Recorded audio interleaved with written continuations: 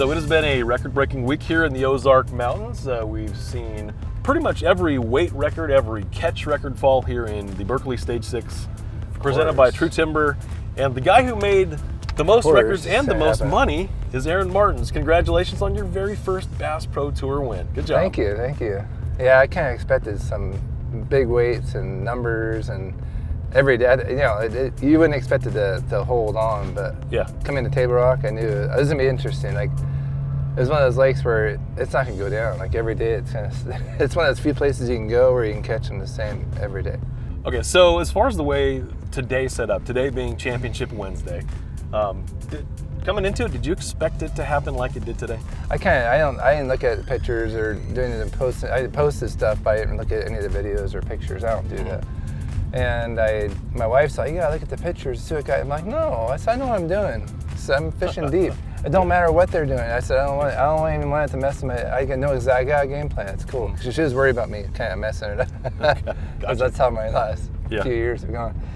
And so I fished deep the whole time, and I thought today, if the conditions are right, I had probably one day where, before the guys hammered them, I could have had 140 pounds easy. And they were just, it was ridiculous how good it was. I mean, like 100 fish days. Wow. But after we kind of put the hammer on them, and that guy's on that bank over there, he's on that point, he's over there. After that all happened, it was kind of like, you can't catch them like that. I mean, these guys put the heat on them. So, but I figured, with the way the weather was yesterday and today with the high winds, I was hoping or thinking it would probably concentrated the fish more. And I kind of knew where they were pulling to. The fish moved a lot. They not necessarily moved as they congregated. They left areas and went to big areas. They weren't in tight. They were in small schools, but they're in a small school.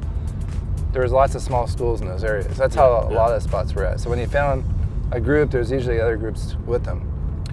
So this is a pretty simple question, but it's kind of goes to the heart of the matter. What does it feel like to hoist a brand new trophy? This is a new style trophy for you, but it's always exciting to win. Talk about what it feels like to actually win one of these.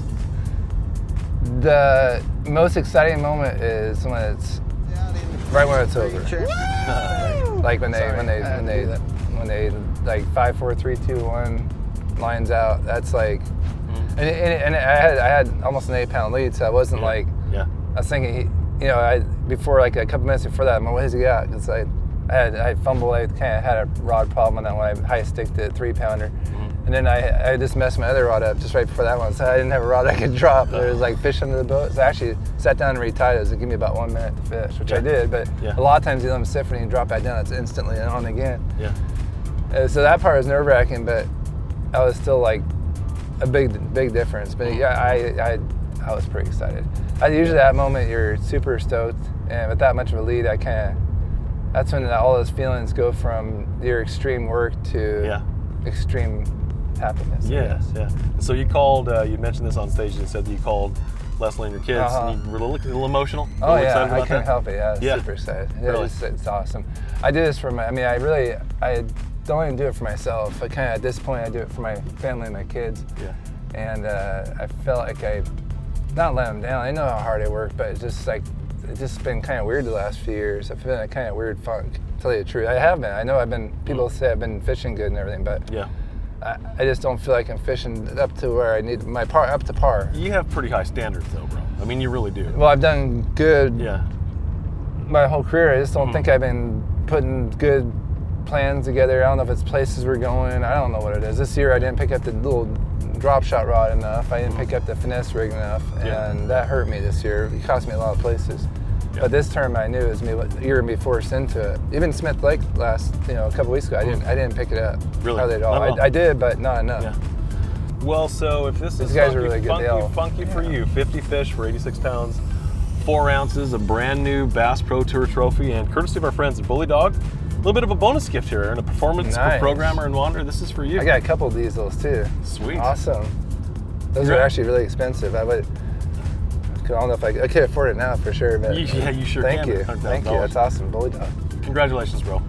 I'm sorry. I have 3 diesels. You do 3 diesels. Yeah, I have the motorhome, Excursion, and my Ram. You're all set. There's a Ram on the pack. Perfect. Sweet. Awesome. Good job. Thank you.